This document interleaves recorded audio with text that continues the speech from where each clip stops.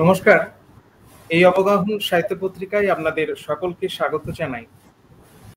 অবগাহন সাহিত্য পত্রিকা আয়োজিত স্মারক বক্তৃতা মালার আজ একটি অত্যন্ত গুরুত্বপূর্ণ দিন। আপনারা জানেন যে প্রখ্যাত ভারততত্ত্ববিদ সুকুমারী ভট্টাচার্য শতবর্ষ স্মারক বক্তৃতা আমরা এ যাবৎকাল আয়োজন করে আসছি। ইতিপূর্বে আমাদের দুটো পর্ব আমরা সুকুমারী ভট্টাচার্যকে নিয়ে করেছি। তার মধ্যে একটি তার স্মরণ অনুষ্ঠান এবং একটি স্মারক বক্তৃতা পর্বের অনুষ্ঠান। আমরা আজকে সুকুমারী ভট্টাচার্য স্মারক বক্তৃতার দ্বিতীয় পর্বের অধিবেশন আয়োজন করেছি। আমাদের সঙ্গে এই মুহূর্তে রয়েছেন দুই বিদগ্ধ মানুষ। আমরা তাদের স্বক্ষেত্রে চিনি এবং তাদের লেখালেখির সঙ্গে তাদের আলোচনার সঙ্গে আমাদের পরিচয় রয়েছে। আমরা সাদর স্বাগত জানাই প্রফেসর তপোধীর ভট্টাচার্য, প্রাক্তন উপাচার্য, আসাম বিশ্ববিদ্যালয়, এবং আমরা স্বাগত জানাই প্রফেসর তপতী মুখোপাধ্যায়, প্রাক্তন উপাচার্য, সিধু কানু বিরসা বিশ্ববিদ্যালয়। তার আরও অনেক পরিচয় রয়েছে, আমরা সেই পরিচয়ে আসব। তার আগে আমি এটা বলি যে সুকুমারী ভট্টাচার্যকে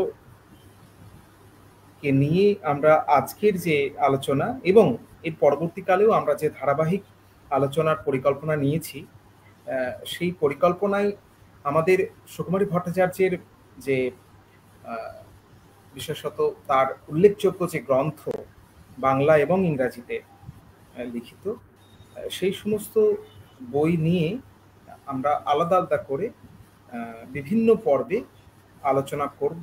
কারণ আমাদের পরিকল্পনার মধ্যেই রয়েছে যে সুকুমারী ভট্টাচার্যের চিন্তন বিশ্ব কোথাও নতুনভাবে ভাবার এবং অনুশীলন করার অবকাশ কোথাও তৈরি হওয়াটা জরুরি। আমি আজকের যে মূল বক্তা প্রফেসর তপতী মুখোপাধ্যায়, তার আলোচনায় সরাসরি প্রবেশের আগে প্রফেসর তপতী ভট্টাচার্যের কাছে একবার যাব। স্যার, আজকের যে আলোচনা বিশেষত দুই গ্রন্থ নিয়ে, একটি হচ্ছে হিন্দু সাম্প্রদায়িকতা এবং প্রাচীন ভারতের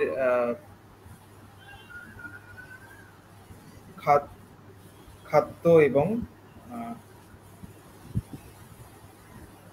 আচ্ছা, আমি নামটা একটু দেখে নিচ্ছি। এই দুই গ্রন্থ নিয়ে আলোচনা আজকে হবে। তো স্যার, আমি আপনাকে অনুরোধ জানাই যে আপনি আজকে প্রারম্ভিক কিছু কথা বলে আমাদের আলোচনা শুরু করুন।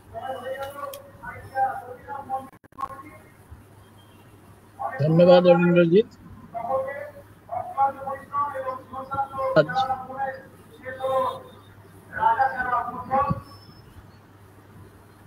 স্যার, শোনা যাচ্ছে? বাইরে থেকে শব্দ আসছে।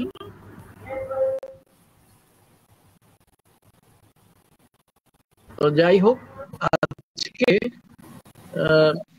এই অবগাহন সাহিত্য পত্রিকার সৌজন্যে আমরা আচার্য সুকুমারী ভট্টাচার্যের জন্মশতবর্ষ উদযাপনের অঙ্গ হিসেবে দ্বিতীয় সুকুমারী ভট্টাচার্য স্মারক বক্তৃতায় উপস্থিত হয়েছি।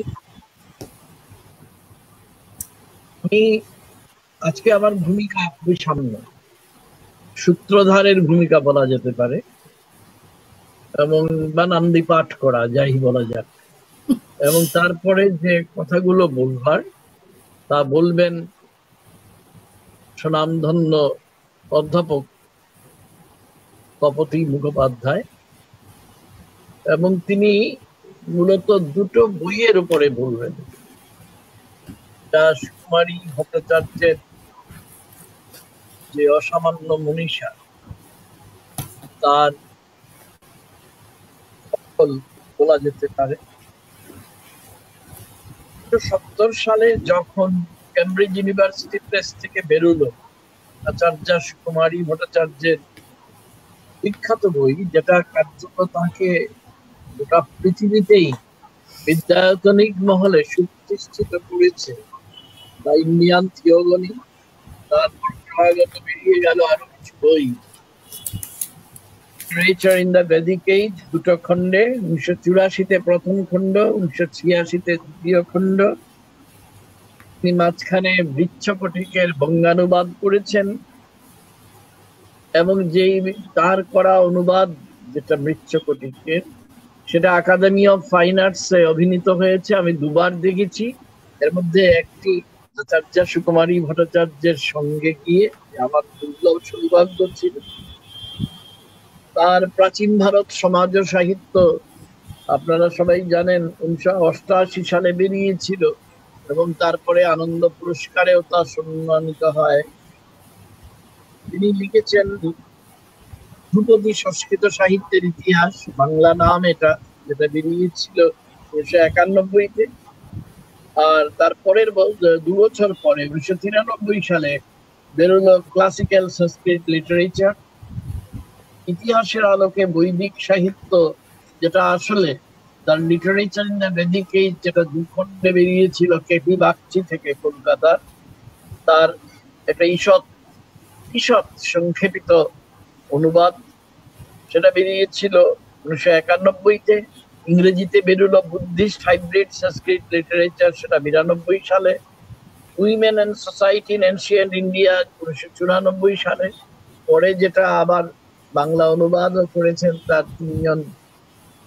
2জন ছাত্রী এবং একজন তার গুণমুগ্ধ, যিনি আবার পরে রবীন্দ্রভারতী বিশ্ববিদ্যালয়ের উপাচার্য হয়েছিলেন, সংস্কৃতজ্ঞ পণ্ডিত করুণা সিন্ধু বাবু। এবং এছাড়া বিশেষভাবে বলতে হয় তার নিয়তিবাদ উদ্ভব ক্রমবিকাশ নামে সেই বিখ্যাত বইটির কথা, যা 1994 সালে বেরিয়েছিল, এবং তার ইংরেজি সংস্করণটাও বেরিয়েছে। ক্যাটালিজম ইন এনশিয়েন্ট ইন্ডিয়া নামে তার পরের বছর। সেই বছরই লিজেন্ডস অফ দেবী নামে তার আরেকটি বই বেরিয়েছে। এছাড়া আজকে অধ্যাপক তপতী মুখোপাধ্যায় যা নিয়ে আলোচনা করবেন, সেই বেদের যুগে ক্ষুধা ও খাদ্য, সেটা বেরিয়েছে 1998 সালে।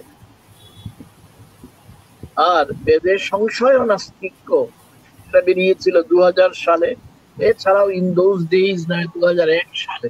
আর সবচেয়ে যেটা লক্ষণীয় বিষয়, সেটা হচ্ছে যে তিনি যখন দেখলেন 1992 সালে আমাদের ভারতবর্ষের যে পরম্পরা, সেটাকে বিধ্বস্ত করে দিয়ে বড় ভয়ঙ্কর একটা কালো সময় নেমে আসছে, তখন তিনি কিন্তু বিদ্যায়তনিক বিষয়ের মধ্যে নিজেকে সীমাবদ্ধ রাখলেন না। তিনি ক্রমশ নানা ধরনের বই লিখলেন, ছোট ছোট বই, যেটা সাধারণ পড়ুয়াদের কাজে লাগে। এর মধ্যে অন্যতম বিশিষ্ট বই হচ্ছে হিন্দু সাম্প্রদায়িকতা, যেটা আজকে অধ্যাপক মুখোপাধ্যায় আলোচনা করবেন।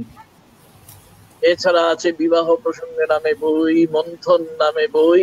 মানে এক কথায়, আমি তো তাকে খুব কাছ থেকে দেখার একটা সৌভাগ্য হয়েছিল। তিনি আমার যাদবপুর বিশ্ববিদ্যালয়ে আমার গবেষণা সন্দর্ভের নির্দেশক ছিলেন। যদিও নির্দেশক শব্দটি উচ্চারণ করেই মনে হলো যে বাংলায় সব শব্দ দিয়ে সব কথা বোঝানো যায় না। আমার জীবন পথের যিনি কান্ডারি, তাকে আমি নির্দেশক বললে কি বুঝাতে পারি? কিছুই বুঝাতে পারি না। আমি তার স্নেহ পেয়েছি, এটা আমার সারা জীবনের অক্ষয় সম্পদ। আসলে যা বলবার তা তো অধ্যাপক তপতী মুখোপাধ্যায় বলবেন, আমরা সবাই শুনবো মনোযোগ দিয়ে। আমি শুধু ওই সূত্রধারের ভূমিকা পালন করার জন্যে আরো একটা দুটো কথাই বলছি। যখনই তার সম্পর্কে ভাবি, আমাদের পাঠ অভিজ্ঞতা এটাই বুঝিয়ে দেয় যে দ্বীপ ও পরম্পরা অব্যাহত রাখাই উত্তর প্রজন্মের সবচেয়ে বড় দায়। যে নিদাত নিষ্কম্প আলো তিনি জেলে দিয়ে গেছেন আমাদের চারদিকে ঘনায়মান অন্ধকারে, তা চিরস্থায়ী পথের দিশারি। কেননা আমরা কি দেখতে পাচ্ছি এখন? একটা বিশ্বাসহীন, কেন্দ্রচ্যুত, আপোষমুখী সাম্প্রতিক পৃথিবী চারদিক থেকে আমাদের গ্রাস করতে আসছে।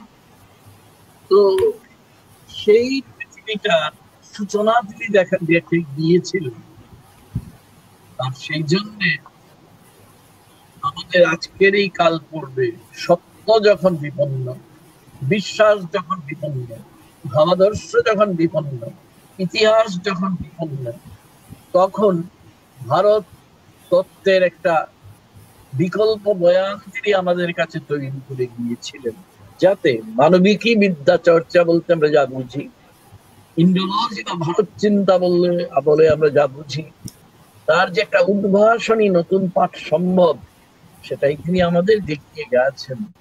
কারণ মৌলবাদ ও সাম্প্রদায়িকতার অন্ধতা যখন চারদিকে ক্রমবর্ধমান, তখন অচঞ্চল দীপশিখার মতো আজও তিনি উপস্থিত। তার শতবর্ষ পূর্তিতেও প্রতি মুহূর্তে টের পাই যে তিনি আমাদের অগ্রণী পথিক হয়ে আমাদের আগে আগে হেঁটে চলেছেন, এবং তার প্রতিটি বই, বাংলা বই কিংবা ইংরেজি, সেগুলো প্রতিটি আলোক স্তম্ভে পরিণত হয়েছে। সেই জন্যে যত আমরা তার কথা আলোচনা করব, তার বই নিয়ে আমরা নানা ধরনের নিবিড় পাঠ প্রস্তুত করব, যেমন আজকে হচ্ছে। এবং যতটুকু আমরা জানতে পেরেছি অরিন্দ্রজিতের কল্যাণে, আমরা অদূর ভবিষ্যতে আমরা আরো এই ধরনের আয়োজনের সাক্ষী থাকব। আমি আর কথা বাড়াচ্ছি না। আমি এবার অধ্যাপক মুখোপাধ্যায়, তপতি মুখোপাধ্যায়, তাকে আর আমরা প্রতীক্ষায় রাখবো না। তাকে অনুরোধ করব যে আপনি আমাদের আলোকিত করুন। অন্ধকারের উৎস হতে উৎসারিত আলোর কথা রবীন্দ্রনাথ বলে গেছেন। আপনি হিন্দু সাম্প্রদায়িকতা ও বেদের যুগের ক্ষুধা ও খাদ্য নামে একটি অসামান্য দুটি বই আমাদের দিয়ে গেছেন আচার্য সুকুমারী, তার সম্পর্কে আমাদের অবহিত করুন। এই বলে আমি আপাতত আমার ওই সূত্রধার তুল্য সামান্য কথার সমাপ্তিতে পৌঁছে যাচ্ছি।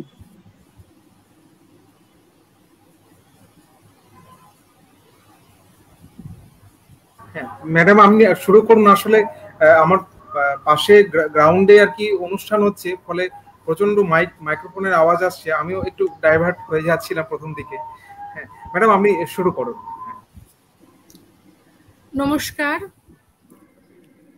আজকের এই সভার সভা মুখ্য, যিনি নিজেকে সূত্রধর বলে পরিচয় দিলেন, আসাম বিশ্ববিদ্যালয়ের প্রাক্তন উপাচার্য, এবং সেই সঙ্গে উপাচার্যটা তার একমাত্র পরিচয় নয়, এবং সেই সঙ্গে বিস্তৃত কীর্তি, প্রাবন্ধিক এবং চিন্তনবিদ অধ্যাপক তপোধীর ভট্টাচার্য মশাই, এবং যাদের উদ্যোগে এই আলোচনা সভা, এই অবগাহন সাহিত্য পত্রিকার যিনি মুখ্য, এবং সমবেত সুধী মণ্ডলী যারা কোনো না কোনো সময় এই অনুষ্ঠান দেখবেন, তাদের সকলকে নমস্কার। আপনারা শুনলেন, আপনারা জানেন যে আজকের আলোচনার কেন্দ্রবিন্দুতে রয়েছেন এক মনস্বিনী।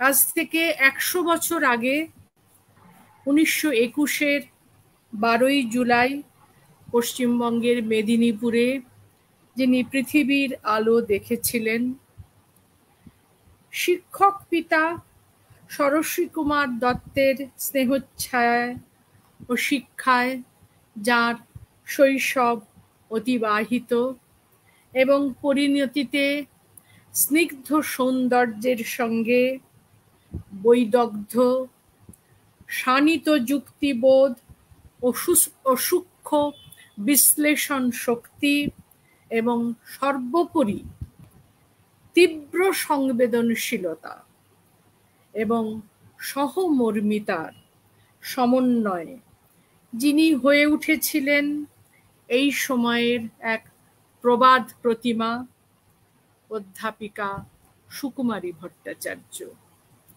আজ তিনি আমাদের আলোচনা সভার কেন্দ্রে।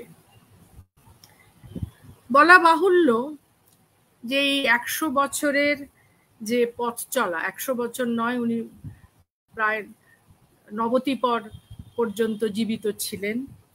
এই পথ চলা সবসময় খুব মসৃণ ছিল না, আমরা অনুমান করতে পারি, এবং অনুমান শুধু নয়, এটাই বাস্তব।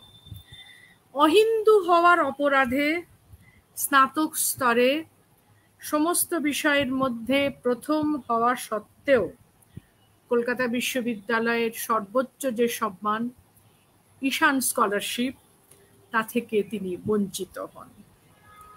সুকুমারীদির নিজের কথাতেই বলি, ছোটবেলায় 6 বছর বয়স থেকে বাবা শঙ্করাচার্যের শ্লোক মুখস্থ করাতেন, আর তার মাধুর্যে আমি মুগ্ধ ছিলাম। বাবার কাছ থেকেই আমার সংস্কৃত পড়ার আগ্রহ আসে। ছোট থেকে মন প্রাণ দিয়ে চেষ্টা করতাম সংস্কৃত পড়ার। সে বিষয় থেকেই আমাকে সরিয়ে দেওয়া হচ্ছে, যখন তাকে সংস্কৃত পড়ার অধিকার থেকেই প্রায় বঞ্চিত করা হচ্ছিল। তখন পণ্ডিত মশাইরা বললেন, দেখলে তো, এসব মেয়ের কখনো সংস্কৃত হয়?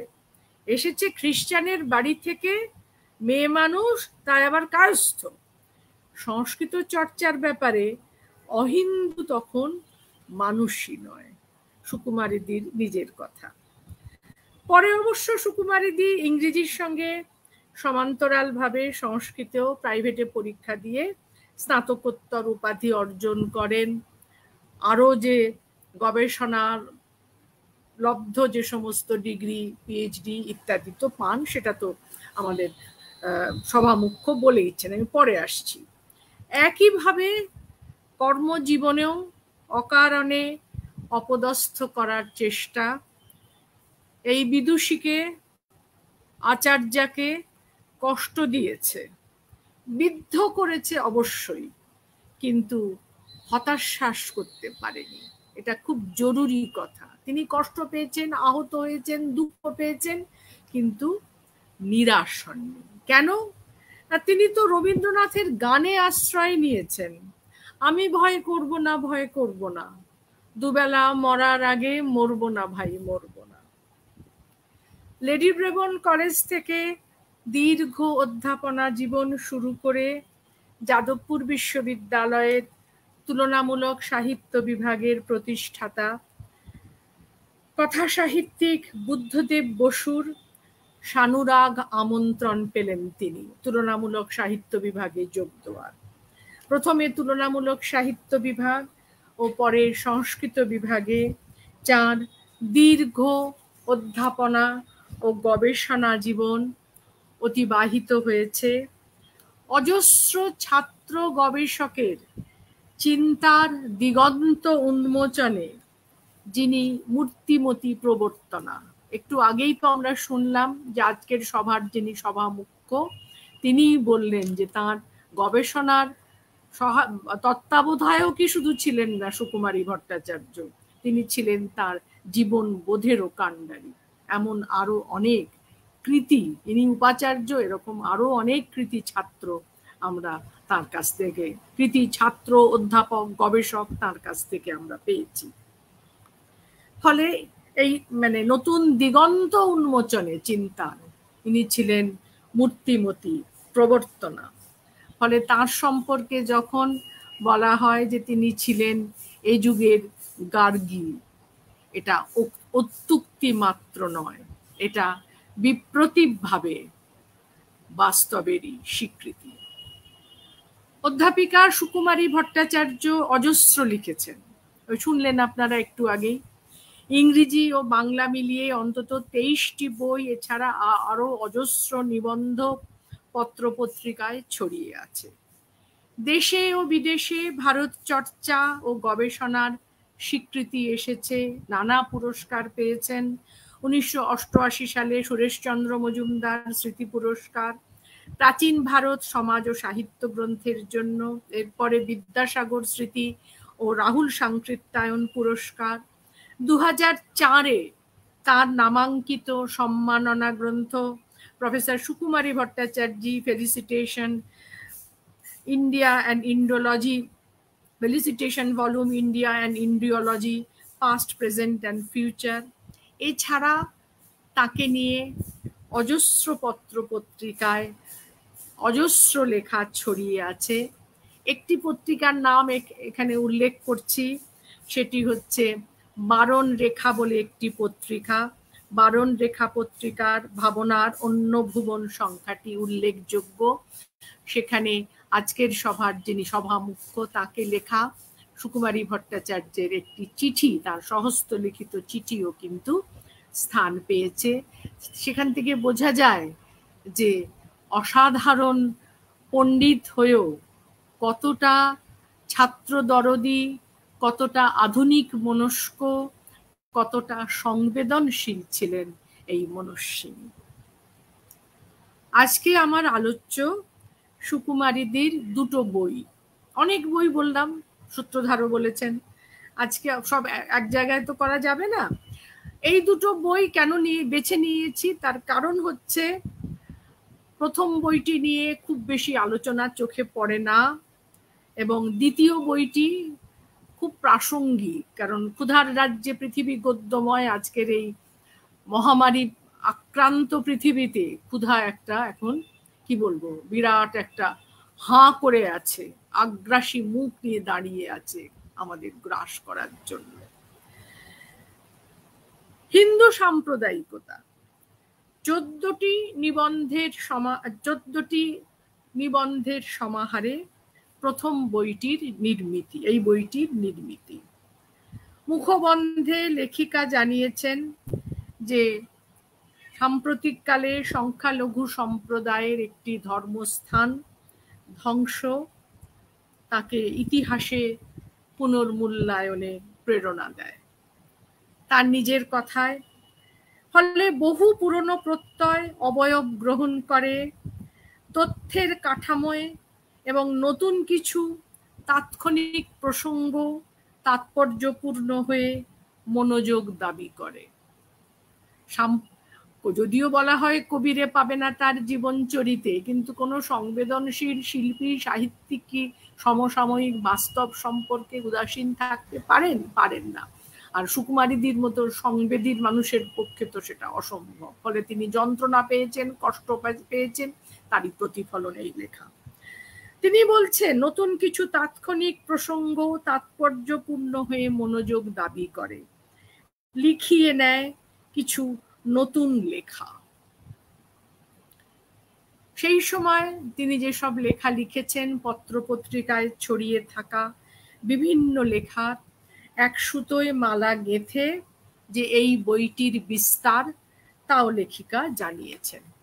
এখানে উল্লেখযোগ্য যে এই বইটিতে সাম্প্রদায়িকতা নিয়ে আলোচনা ছাড়াও নানা স্বাদের, নানা বিষয়ের কয়েকটি সুচিন্তিত রচনা আছে। যেমন আজকের নারী কি বেদ পাঠ করতে পারে একটি রচনা, রামচরিত্রের পুনর্মূল্যায়ন, অথবা বাংলার বিশিষ্ট সাধনা, এই ইত্যাকার লেখা এই বইটির গৌরব বাড়িয়েছে। বইটির আলোচনা প্রসঙ্গে প্রথমেই যেটা মাথায় রাখতে হবে, প্রথমেই যেটা লক্ষণীয়, সেটা হচ্ছে যে এখানে কোনো বিশেষ মত বা পথ বা রাজনৈতিক ব্যাসকূট, আমি আবার বলছি, কোনো বিশেষ রাজনৈতিক ব্যাসকূট বা মত বা পথ এই তার আলোচনার অন্বিষ্ট নয়। তবে কি আছে এই আলোচনায়? না, এইটা আছে যে বৃহত্তর পরিপ্রেক্ষিতে, অর্থাৎ একেবারে সেই ঋগ্বেদের যুগ থেকে শুরু করে সাম্প্রতিক কাল পর্যন্ত ভারতবর্ষের আর্থসামাজিক তথা রাষ্ট্রীয় প্রেক্ষিতে সাম্প্রদায়িক চিন্তা কিভাবে মাথা তুলেছে সে বিষয়ে একই সঙ্গে তাত্ত্বিক ও ইতিহাস নিষ্ঠ বিশ্লেষণ এই বইয়ের বিভিন্ন নিবন্ধে উপজীব্য। এখন বইটার নামকরণ, এটা নিয়ে একটা বিভ্রান্তি হতে পারে। হিন্দু সাম্প্রদায়িকতা কেন? আরো তো সাম্প্রদায়িকতা আছে, আরো তো সাম্প্রদায়িকতার ধ্বংসাত্মক ছবি আমরা সারা পৃথিবীতে দেখি, তাহলে কেন হিন্দু সাম্প্রদায়িকতাকে বেছে নেওয়া? লেখিকা নিজেই তার এই প্রশ্নের উত্তর দিয়েছেন, তার বইয়ের এই নামকরণের তাৎপর্য ব্যাখ্যা করেছেন। মুসলমান সাম্প্রদায়িকতা সমানই বিষাক্ত, সমানই বিধ্বংসী। তাহলে এই গ্রন্থের শিরোনাম হিন্দু সাম্প্রদায়িকতা হলো কেন? কারণ লেখিকা স্বীকার করেছেন যে মুসলিম সাম্প্রদায়িকতা সম্পর্কে তিনি ততটা অভিজ্ঞ নন। দ্বিতীয়ত, জনসংখ্যার বিচারে যেহেতু মুসলমানদের সংখ্যা নগণ্য, সেই কারণে সংখ্যাগুরু হিন্দু সম্প্রদায়ের একটা বাড়তি দায়িত্ব আছে, সংখ্যালঘুকে রক্ষা করার, যেটা আমাদের সংবিধানও বারবার স্বীকার করেছে, বারবার ঘোষণা করেছে। এবার আসি আমরা সাম্প্রদায়িকতা মানেটা কি। সম্প্রদায় শব্দটার আবিধানিক অর্থ যদি আমরা দেখি, সেটা হচ্ছে দল, সংঘ, গোষ্ঠী অথবা গুরু পরম্পরায় প্রাপ্ত নির্দেশ বা উপদেশ। সম্প্রদায়ের নিজস্ব যে চিন্তা, একটি গোষ্ঠীর নিজস্ব যে চিন্তার যে প্রতিফলন, সেটাই হচ্ছে সাম্প্রদায়িকতা। সুকুমারী সাম্প্রদায়িকতা প্রাচীন ভারত প্রবন্ধে লিখলেন, সাম্প্রদায়িকতা শব্দটি এসেছে সম্প্রদায় থেকে। ভারতবর্ষে সম্প্রদায় প্রথমে কখন দেখা গেল ও কেন? খ্রিস্টপূর্ব 4th শতক থেকে খ্রিস্টীয় 4th শতক পর্যন্ত, অর্থাৎ 4th সেঞ্চুরি বিসি থেকে 4th সেঞ্চুরি এডি পর্যন্ত প্রায় 700-800 বছর ধরে, 700-800 বছরের মধ্যে বাইরে থেকে বহু জাতি উত্তর পশ্চিম ভারতবর্ষে আসে এবং ছোট বড় যুদ্ধ জয় করে বা না করেও, যুদ্ধ জয় না করেও হতে পারে, ধীরে ধীরে ভারতবর্ষের জনসাধারণের সঙ্গে মিশে বসবাস করতে শুরু করে। এদের মধ্যে কারা আছে আমরা দেখে নিই। এদের মধ্যে আছে গ্রিক, পল্লব, শক, হুন, নানা জাতির নানা সম্প্রদায়ের মানুষ। তাদের নিজস্ব আচারগত স্বাতন্ত্র্য ক্রমশ লোপ পেয়ে তারা মূল ভারতীয় জনস্রোতে মিশে গেল। বহিরাগতকে প্রথমে শূদ্র বলে সমাজের শেষ প্রান্তে এদের স্থান দেওয়া হলো। অস্বীকার করার উপায় নেই, এদের উপরে নানা অত্যাচারও হলো। কিন্তু যেটা লক্ষণীয়, যেটা বলবার কথা, যেটা আমাদের সভ্যতার বিশেষত্ব, সেটা হচ্ছে যে এরা কিন্তু কেউ, যারা বাইরে থেকে এলো, তারা কিন্তু কেউ মূল স্রোতের বাইরে ছিল না। আপনি কি কাউকে, আপনার আশেপাশে কাউকে জিজ্ঞেস করে জানতে পারেন যে তাদের পূর্বপুরুষ শক ছিল না হুন ছিল? কেউ বলতে পারবে না, কারণ তারা সবাই শক, হুন দল, পাঠান, মুঘল এক দেহে হলো হীন। তারা সবাই কিন্তু ভারতবর্ষের মূল জনস্রোতের সঙ্গে মিশে গেছে। আমি একটু রবীন্দ্রনাথের এই প্রসঙ্গে বলি, রবীন্দ্রনাথকে ডাকি, স্মরণ নিই। ভারতবর্ষের ইতিহাস প্রবন্ধে রবীন্দ্রনাথ এই কথাই বলতেন যে এটাই হচ্ছে ভারতীয় সভ্যতার বৈশিষ্ট্য, যে যারাই এসেছে আক্রমণ করেছে তাদের কিন্তু ভারতবর্ষ ব্রাত্য করে রাখেনি, অপাঙ্ক্তেয় করে রাখেনি, তাদের নিজ সভ্যতার সঙ্গে মিশিয়ে নিয়েছে। রবীন্দ্রনাথ বলছেন, বিধাতা ভারতবর্ষের মধ্যে, এটা ভারতবর্ষের ইতিহাস প্রবন্ধ থেকে বলছি, বিধাতা ভারতবর্ষের মধ্যে বিচিত্র জাতিকে টানিয়া আনিয়াছেন। পর বলিয়া সে কাহাকেও দূর করে নাই। কত বড় কথা! পর বলিয়া সে কাহাকেও দূর করে নাই, অনার্য বলিয়া সে কাহাকেও বহিষ্কৃত করে নাই, অসঙ্গত বলিয়া সে কিছুকেই উপহাস করে নাই। ভারতবর্ষ সমস্তই গ্রহণ করিয়াছে, সমস্তই স্বীকার করিয়াছে। এই কথা, এইটাই হচ্ছে ভারতবর্ষের মূল মন্ত্র, যে দিবে আর নিবে, মিলাবে মিলিবে, যাবে না ফিরে। তো রবীন্দ্রনাথের প্রায় প্রতিধ্বনি করলেন সুকুমারীদি। উনি কিন্তু, আমি রবীন্দ্রনাথ বারবার আনছি, কিন্তু সুকুমারীদি কিন্তু ভীষণ রবীন্দ্র ভক্ত। এই বইতেই রবীন্দ্রনাথ ও সাম্প্রদায়িকতা বলে একটা প্রবন্ধ আছে, সেটা পরে আসছে আমি। রবীন্দ্রনাথের প্রায় প্রতিধ্বনি করেই ভূমিকা ভারতবর্ষের সমন্বয়ের ধর্মধারা প্রবন্ধে, যেটি এই হিন্দু সাম্প্রদায়িকতা বইয়ের প্রথম প্রবন্ধ, সুকুমারীদি দেখাচ্ছেন যে ভারতীয় সভ্যতার বিভিন্ন পর্যায়ে অজস্র বহিরাক্রমণ ঘটেছে, যেটা আমরা বারবার বলছি।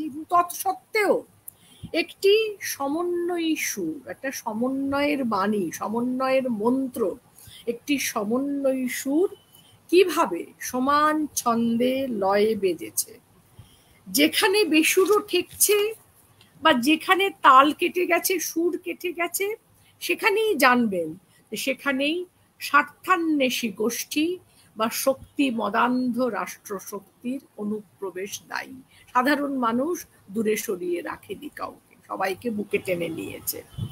সভ্যতার প্রথম পর্বে আমরা দেখছি পশুচারী আর্য গোষ্ঠী পশুবধ ও দেবতার উদ্দেশ্যে তার নিবেদন ভিত্তিক সামান্য অনুষ্ঠান। সুকুমারীদি লিখছেন একটা খালি মাঠের মতো জায়গায় যে দলপতি ছিল, সে একটা পশু বধ করতো, সেই পশুকে দেবতার উদ্দেশ্যে নিবেদন করতো, তারপর সে মাংস তারা ভক্ষণ করতো, নিজেরা গান টান গেয়ে মন্ত্রপাঠ ইত্যাদি করত। তারা তাদের দৈনন্দিন কৃত্য সমাধা করত।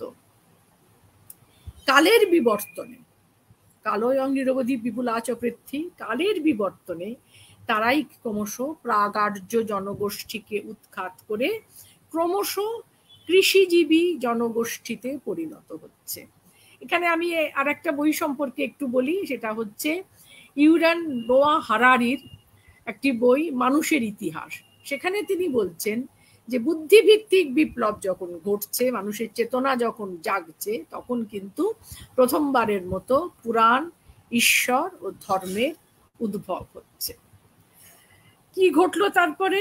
এই যে কৃষিজীবী জনগোষ্ঠীতে পরিণত হলো, এইবার আবির্ভাব ঘটলো কাদের না, ক্ষমতা এবং অবসর দুটোই যাদের আছে। তারা কারা? তারা হচ্ছে পুরোহিত শ্রেণী। ফলে যজ্ঞের সংখ্যা বাড়ছে, দক্ষিণাচারী যজ্ঞের সংখ্যা বাড়ছে, ধুমধাম হচ্ছে এবং পুরোহিতদের প্রাধান্য বৃদ্ধি পাচ্ছে। সুকুমারীদি এখানে দেখিয়েছেন যে যজ্ঞীয় ধর্মাচরণে সনিষ্ঠ, নিজের স্বার্থের জন্য, অন্য কোনো কারণে নয়, যজ্ঞীয় ধর্মাচরণে সনিষ্ঠ এই যে পাশাপাশি এই যে শ্রেণী, তার পাশাপাশি সমান্তরালভাবে অযাজ্ঞিক, যজ্ঞে অংশগ্রহণ করে না, যজ্ঞকে মানে না, এমন একটা গোষ্ঠীও কিন্তু পাশাপাশি সমান্তরালভাবে রয়েছে।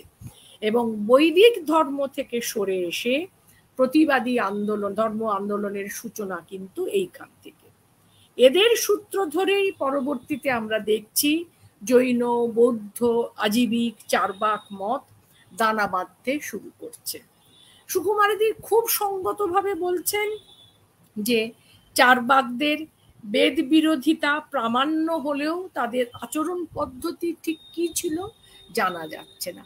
এইখানে একটা কৌতূহলোদ্দীপক কথা বলি, একটু মহাভারত নাড়াচাড়া করতে গিয়ে আমি একটা দেখলাম, সেটা একটু আপনাদের সঙ্গে ভাগ করে নিই। যে মহাভারতে যখন দুর্যোধনের মৃত্যুকাল সমাসন্ন, অর্থাৎ উরুভঙ্গ হয়ে গেছে, দুর্যোধন যন্ত্রণায় কাতরাচ্ছেন, মৃত্যুর প্রহর গুনছেন, তখন তিনি বলছেন যে আমার একজন বাক্য বিশারদ চার্বাক বলে বন্ধু আছে, যিনি তার মৃত্যুর প্রতিশোধ নেবেন। এটা আছে শল্য পর্বে 64-32। যদি জানাতি চার্বাক পরিব্রাট জাগ বিশারদ করিষ্যতি মহাভাগ ধ্রুবংশপি অপচিতি মম। যে আমার যে এই সর্বনাশ করেছে, আমাকে যেরকম ভাবে মেরেছে, চার্বাক যদি জানতে পারে সে কিন্তু, এবং সে হচ্ছে কিন্তু জাগ বিশারদ, কিন্তু সে প্রতিশোধ নেবে। কিন্তু টিকাকার নীলকণ্ঠ বলছেন চার্বাক হচ্ছে ব্রাহ্মণ বেশধারী রাক্ষস। আচ্ছা, এখন এবং আমরা দেখছি যে মহাভারতে কিন্তু শান্তি পর্বে 318-5 সেখানে কিন্তু এই যে মৃত্যুর পর কি হয়, মানে প্রেত অবস্থাতে কি ঘটে না ঘটে, মৃত্যুর পর কোনো লোক আছে কিনা, এই নিয়ে কিন্তু আলোচনা রয়েছে। সতেষাং প্রত্যভাবে চ প্রত্যজাতৌ বিনিশ্চয়ে আগমস্থ সভূইষ্ঠম আত্মতত্ত্বেন তুষ্টতি। আলোচনা চলছে। যাই হোক, তো পর্বে পর্বে এই যে বহিরাগত যারা, এদের কিন্তু সমাজ আশ্রয় দিয়েছে। একটা বিখ্যাত মন্ত্র বলি, যেটা ঋগ্বেদের মন্ত্র, আমরা সবাই সেটা সভা সমিতিতে গান করি, গাই, আলোচনা করি, কিন্তু তার মর্মার্থটা বুকের মধ্যে নিই না। ঋগ্বেদ 10:91-1-2 সমানঃ মন্ত্র সমিতি সমানি সমানং মনঃ সহচিত্তমেষাম সমানং মন্ত্রম অভিমন্ত্র এব সমানেনো বো ভবিষা ইউহোমি। আমাদের মন সমান হোক, আমাদের মানসিক ঐক্য আসুক, আমাদের সভা, আমরা যেন এক জায়গায় বসে আলোচনা করতে পারি, আমাদের মন এক হোক, আমাদের চিত্ত এক হোক, আমরা যেন যে দেবতাকে আহ্বান করব তাকে যেন আমরা সমস্বরে সবাই মিলে আহ্বান করি, এবং আমরা যেন একযোগে যজ্ঞে অংশগ্রহণ করি, অর্থাৎ সবাই মিলে থাকবো, সেখানে কোনো ভেদাভেদ নেই। অথর্ববেদ সেও বলছে যে নিজের লোকের মতো পরদেশীয়দের সঙ্গেও যেন মৈত্রী থাকে, যেন যুদ্ধ না করি। সংজানিধ্যং সংপৃচ্ছধ্যং সংবো মনাংসি দেবা ভাব যথা পূর্বে সংজানানা জানতম। মহাভারত অজস্র গোষ্ঠী, অজস্র মতাবলম্বী রয়েছে। তারা কারা? শৈব, বৈষ্ণব, সৌর, প্রজাপত্য, নারায়ণীয়, সাত্তত, বাসুদেব, কিন্তু এরা সকলে মিলে রয়েছে। আমাদের যে দার্শনিক সম্প্রদায় দেখুন, তাদের মধ্যেও কত ভাগ। ষড়দর্শন রয়েছে, তাছাড়াও তো রয়েছে সাংখ্য, যোগ, ন্যায়, বৈশেষিক, পূর্ব মীমাংসা, উত্তর মীমাংসা ছাড়াও তো কত দর্শন রয়েছে। জৈন, বৌদ্ধ, আজীবী, বেদান্তি, চারবাক, নৈয়ায়িক, কে নেই? বৈশেষিক। আচ্ছা, আবার বেদান্তর মধ্যেই দেখুন, তার মধ্যেও কত মত, দ্বৈত, অদ্বৈত, বিশিষ্টাদ্বৈত, শুদ্ধাদ্বৈত। কিন্তু এরা সবাই মিলে তর্ক করছে। এমনকি বৌদ্ধ, যাদের আমরা দু চোখে দেখতে পারি না, একেবারে সহ্য করতে পারি না, তাদেরও মতও কিন্তু আমরা আগে বলছি, পূর্বপক্ষ প্রথমে বলছে, এই বলেছে, ইতি সৌগতা, এই সুগতর শিষ্যরা, বুদ্ধ শিষ্যরা এই বলেছে, তারপর সেটাকে আমরা খণ্ডন করছি। অর্থাৎ সেখানে তর্ক হচ্ছে, সেখানে যুক্তি প্রতিযুক্তি দিয়ে নিজের মতকে প্রতিষ্ঠার চেষ্টা চলছে। না তক্ষশিলা, নালন্দা, বিক্রমশিলা, বিক্রমপুরী, অদন্তপুরী সব আলোচনার কেন্দ্র। সেখানে কিন্তু ওই একাডেমিক আলোচনা, সারস্বত চর্চা হচ্ছে, একটা মত আর একটা মতকে খণ্ডন করছে, গ্রহণ করছে, বর্জন করছে, কিন্তু একে অপরকে ছোড়া মারতে যাচ্ছে না, ধ্বংস করছে না, ভাঙছে না। এবং বলাই হচ্ছে নাসৌ মুনির যস্য মতং ন ভিন্ন, সে মুনি বলে স্বীকৃতিই পাবে না যার মতের সঙ্গে অন্য মতের ভেদ নেই, সর্বজন স্বীকৃত মত নয়। যদি মতটা সত্যি সত্যি কিছু ভালো থেকে থাকে, তার বিরোধিতা হবে। মহাভারত বারবার বলছে যুদ্ধ নয়, শান্তি চাই। এবং আর একটা খুব মারাত্মক কথা মহাভারত বলছে, মানুষ, সুকুমারী দি এটা বারবার উল্লেখ করেছেন, মানুষাৎ শ্রেষ্ঠতরম হি কিঞ্চিৎ, মানুষের চেয়ে বড় কিছু না। আমাদের উপনিষদ তাই বলছে, মানুষের চেয়ে বড় কি আছে, সর্বং কল্লিদং ব্রহ্ম। বৌদ্ধরা কি বলছে, সবে সতা সত্যা সুখিতা ভবন্তু অবেরা ভবন্তু অব্যাপজ্ঝা ভবন্তু, সকলে ভালো থাক, সব মানুষ সুখে থাক, বৈরহীন হয়ে থাক, নির্বৈর হয়ে থাক। কিন্তু আবার দেখছি কিন্তু সাম্প্রদায়, এবার কিন্তু আস্তে আস্তে আমরা দেখছি সাম্প্রদায়িকতার বীজ ছড়াচ্ছে, কাল্ট গড়ে উঠছে। আমার দেবতা শ্রেষ্ঠ, আমি যে দেবতাকে পুজো করছি সেটা শ্রেষ্ঠ, তারপরে আমার দেবতাকে প্রণামী দাও, আমার দেবতাকে দক্ষিণা দাও, পুরোহিতের অর্থ প্রাপ্তি ঘটছে। ধর্মশাস্ত্র জাতিভেদ দেখাচ্ছে, শূদ্র বিদ্বেষ। আরে বাবা, মীমাংসা ধর্মশাস্ত্র না হয় বুঝলাম সমাজকে শৃঙ্খল, মানে একটা কি বলবো, একটা পরিসরের মধ্যে বাঁধার জন্য ব্রাহ্মণ, ক্ষত্র, বৈশ্য, শূদ্র বর্ণ সংকর করা যাবে না, যদিও মেনে নিচ্ছে যে এরাও কিন্তু সমাজের অংশ। চণ্ডালকেও বলছে এরাও সমাজের অংশ, মেনে নিচ্ছে। হ্যাঁ, এবং জাত্যুৎকর্ষ জাত্যপকর্ষ বলছে ভালো কাজ করলে আপনি যদি শূদ্র হন আপনি ব্রাহ্মণ হতে পারেন, আবার যদি খারাপ কাজ করেন জাত্যপকর্ষ আপনি নেমে যেতে পারেন, সব বলছে। কিন্তু সঙ্গে সঙ্গে কিন্তু শূদ্রদের ওপরে কি বলবো, শূদ্রদের হীন চোখে দেখা, উনমানব করে রাখার প্রবণতা রয়েছে। কিন্তু মীমাংসা বেদান্ত তাদের তো শুধু ধর্ম, তাদের তো শুধু কি বলবো তত্ত্বচিন্তা, তারাও অপশূদ্রাধিকরণ বলে শূদ্রকে ওই যে বললাম উনমানব করেছে।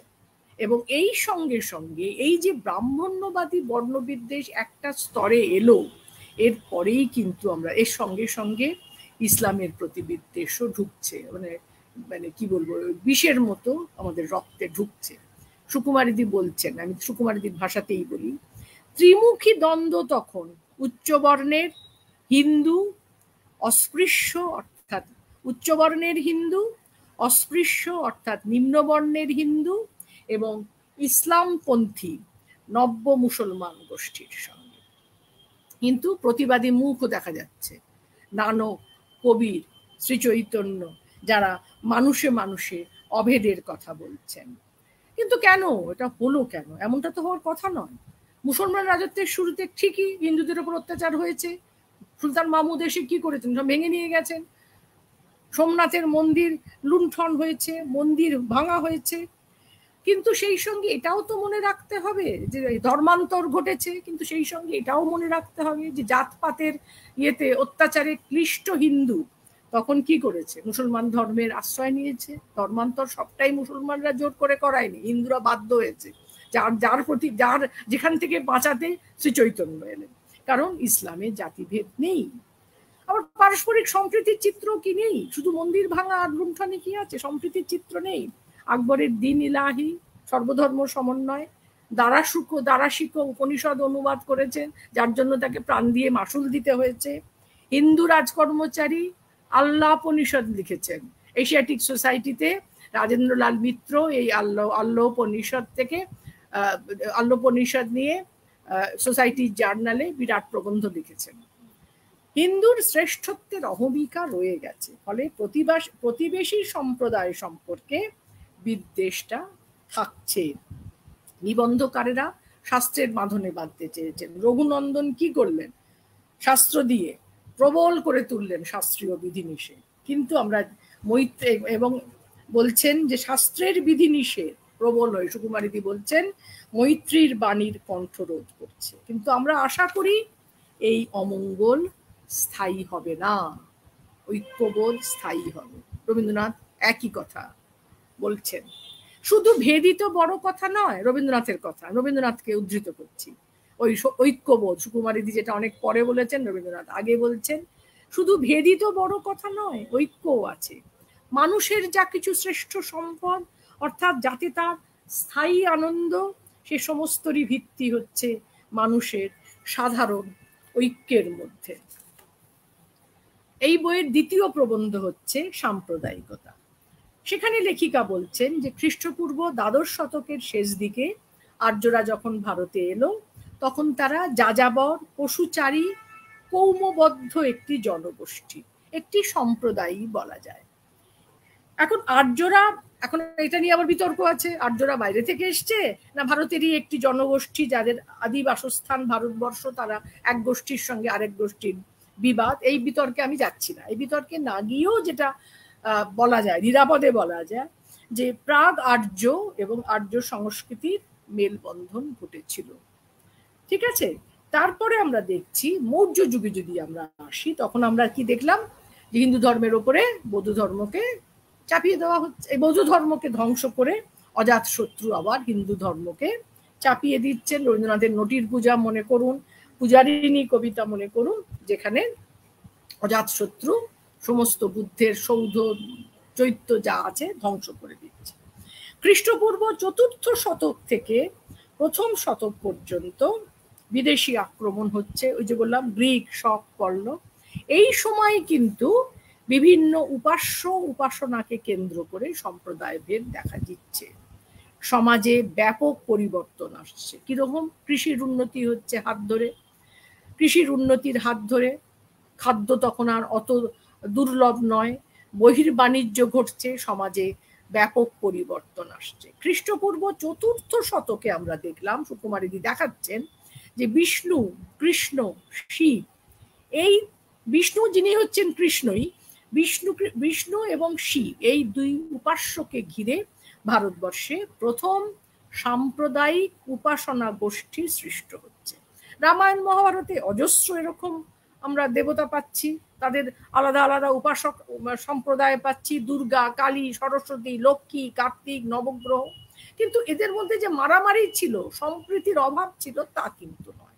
মহাভারত ধর্মশাস্ত্রে আমরা দেখছি, যে বললাম, ম্লেচ্ছ, শবর, চণ্ডাল পাচ্ছি, এরা সবাই অপাঙ্ক্তেয়, কিন্তু এরা সমাজের মূল স্রোতের অংশ, এদের ফেলে দিচ্ছি না আমরা। ইসলাম ভারতে অনুপ্রবেশের পরও কিন্তু শান্তি ছিল। তাহলে অশান্তিটা এলো কিভাবে, কেন এই হানাহানি?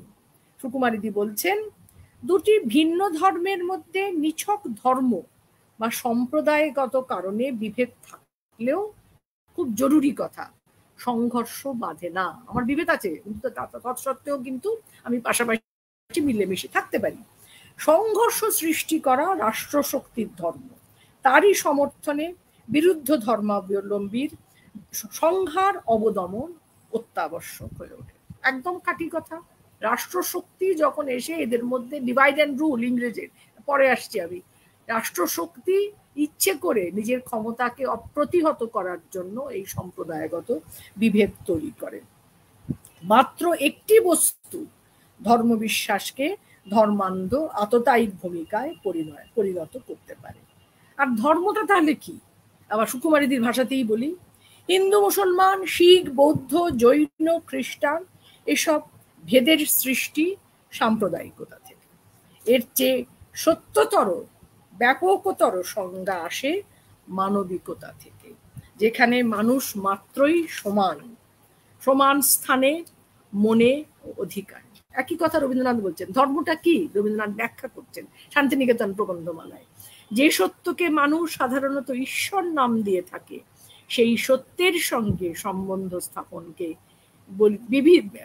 সেই সম্বন্ধ স্থাপন বিধিকেই আমরা ধর্ম বলি। আমি হিন্দু, আমি নারায়ণ মানি, বিষ্ণু মানি, তুমি মুসলমান, তুমি আল্লাহ মানো, কিন্তু শেষ কথা তো একই। আমরা একই চরম পরম কারুণিকের দয়া মানছি, তাই তো? রবীন্দ্রনাথের কথা আরেকটু বলি। রবীন্দ্রনাথ বলছেন, ধর্ম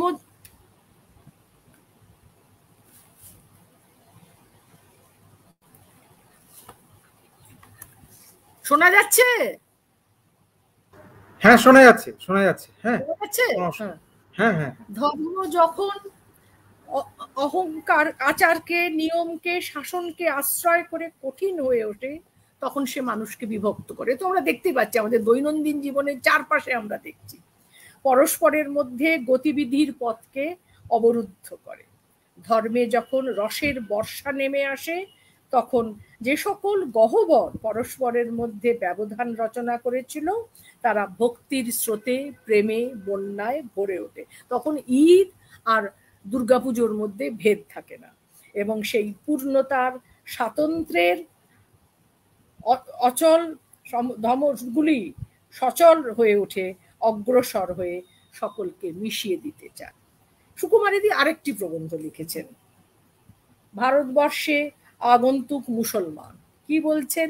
মুসলমানরা সিন্ধু অধিকার করার পরও বেশ কয়েক শতাব্দী হিন্দু মুসলমান সহাবস্থানে ছিল।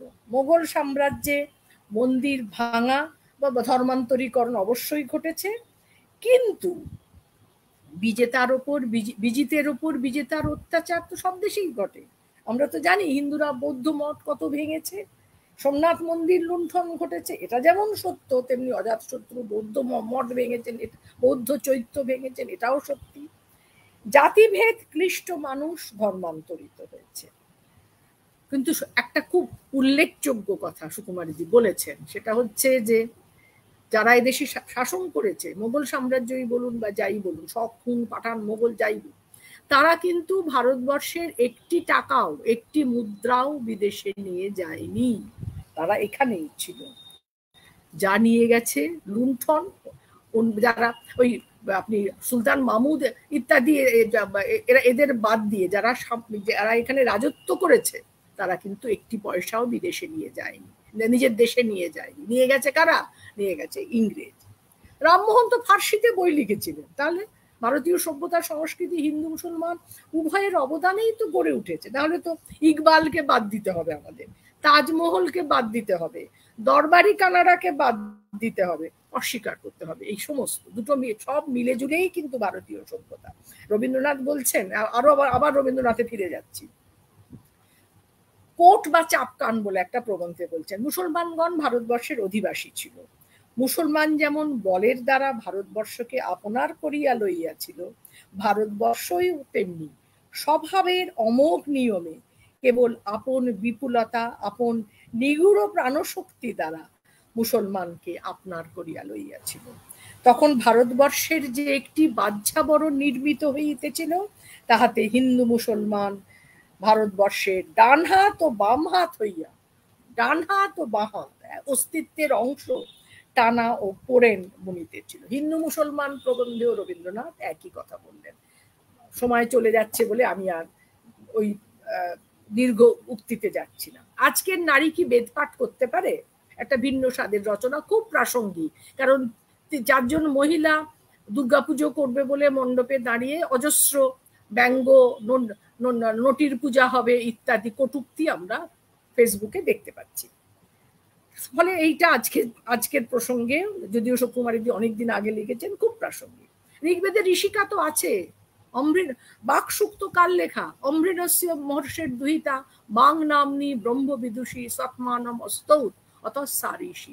অমৃণ নামক মহর্ষির দুহিতা বাক নামক ব্রহ্ম বিদুষী নিজেকে, আত্মাকে স্তুতি করছেন, অতএব তিনি ঋষি। উপনিষদেও বিদুষী আমরা অজস্র পাচ্ছি, আচার্যা উপাধ্যায়া ব্যাকরণে পাচ্ছি যে যিনি নিজেই শিক্ষা দিতেন, তিনি আচার্যের পত্নী নন, উপাধ্যায়ের পত্নী নন, তিনি নিজেই স্বয়ং আচার্যা। তাহলে আমরা অথর্ববেদে পাচ্ছি যে বিদুষী কন্যাকে পাওয়ার জন্য ব্যাকুলতা রয়েছে। পরবর্তীকালে সে অধিকার আমরা জানি চলে গেছে।